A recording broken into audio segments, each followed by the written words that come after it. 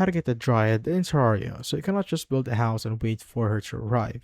She strictly requires you to prove your combat strength by defeating a major boss first. So first of all, build a NPC house or a valid house with standard background walls, a light source, a flat surface item like a table or a workbench, and a comfort item like a chair. Now once that's done, you must summon and kill either the Eye of Cthulhu, the Eater of Worlds, or the Brain of Cthulhu, or Skeletron. So defeating any minor bosses like the King Slime will not work. So the easiest and fastest method early game is gathering 6 lenses from demon eyes at night and crafting a suspicious looking eye at a demon altar to summon the Eye of Cthulhu. Try to summon the Eye of Cthulhu right here.